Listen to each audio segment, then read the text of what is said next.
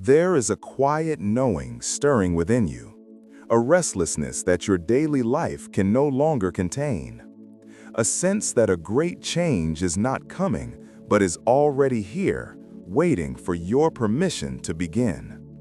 You have felt it, in the hollow space after an achieved goal, in the strange disappointment of a comfort you worked so hard to build, in the dream that will not fade upon waking.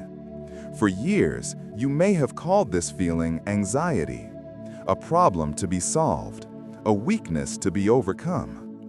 But what if you have been mistranslating the most important message of your life?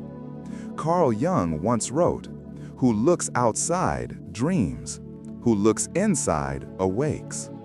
This feeling is not an alarm of danger. It is the sound of your own soul waking up. It is whispering, in a voice as deep and certain as the earth itself, "You are ready now." Readiness is not a destination you arrive at. It is a truth you remember. You have been in a silent training for this very moment your entire life. Number 1, the University of Suffering.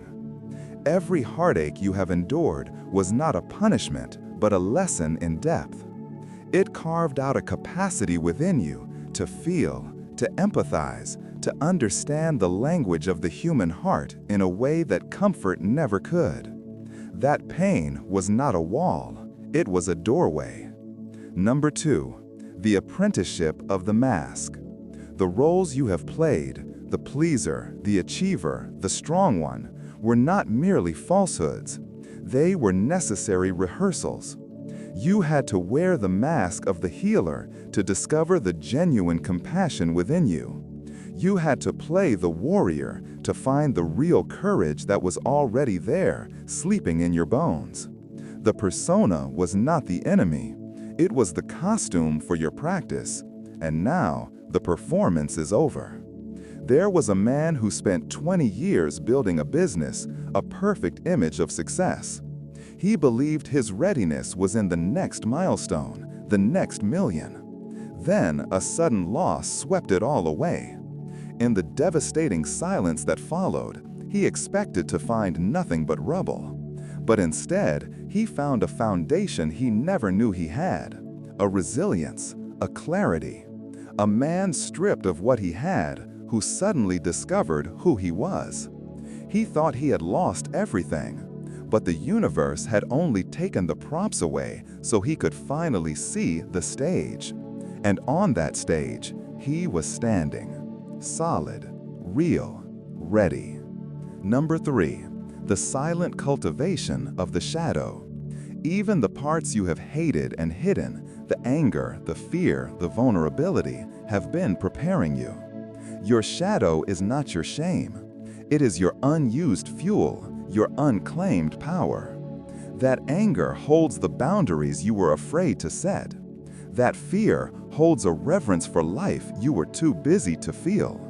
By facing it, you are not becoming a darker person.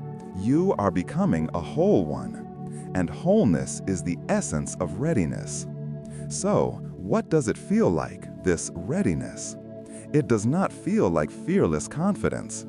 It feels like a quiet, unwavering certainty that is willing to act, despite the fear. The first sign, the divine discontent. The life you have is no longer enough, not because you are ungrateful, but because you have outgrown it. The soul, like a growing child, feels the walls of the old room pressing in. This discontent is not a curse. It is the engine of your evolution. The second sign, the pull of the unknown. You begin to feel a strange attraction to what you once feared. The blank page is no longer terrifying. It is full of potential. The solitude is no longer lonely. It is rich with possibility. The path without a map is the only one that calls to you. Let us pause here. Place a hand on your heart. Feel its steady, persistent rhythm. Ask yourself, with deep honesty, what is the one thing I feel pulled toward that part of me dismisses as impractical, impossible, or foolish. Do not answer with your mind. Let the answer arise from this quiet space. This pull is not foolishness. It is your soul's navigation system. The third sign, the end of the argument. You are tired of your own excuses. The internal debate, is it the right time? Am I good enough? What will they think? Begins to lose its energy. It's not that you have the answers, it's that the questions no longer hold power over you. A deep inner fatigue with your own hesitation sets in, and from that fatigue emerges a simple, clean power. The power to simply begin. To say yes to this call is not to launch a grand heroic campaign. It is to turn the key in the lock of your own life. It is a series of microscopic, courageous choices. The first yes, the yes of attention. You commit to listening. You spend 5 minutes a day in silence, not in meditation to empty your mind, but in conversation with your soul. You ask, what do you need from me today? And you listen for the answer, in the form of a feeling, an image, a memory. This is how you build a relationship with your inner guide. The second yes, the yes of the smallest step. You do not need to know the whole path. You only need to see the very next step. And that step is always, always small. It is sending the email, buying the notebook, saying the honest word, taking the different route home. These small steps are the neural pathways of a new life, being built one conscious action at a time. The third yes, the yes of surrender. You relinquish the need for a guaranteed outcome. You understand that readiness is not about controlling the result, but about trusting the process. You are not the sculptor forcing the stone into a shape. You are the seed, surrendering to the soil, trusting the intelligence of life to help you break open and grow toward the light. This is faith, not a blind faith in a deity, but a practical, gritty faith in your own capacity to meet whatever arises.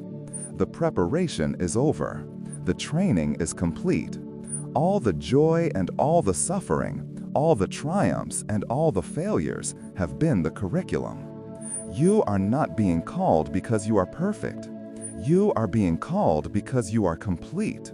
With all your flaws, with all your history, with all your unhealed parts, you are a perfectly equipped divine human being ready for the next leg of the journey. The universe is not waiting for you to become ready. It is waiting for you to realize that you already are. You have spent a lifetime looking for a sign. This is it. The feeling in your chest, the quiet knowing in your heart, the end of the old, and the terrifying, beautiful beginning of the new. You are ready. Not tomorrow, not when you have it all figured out. Now.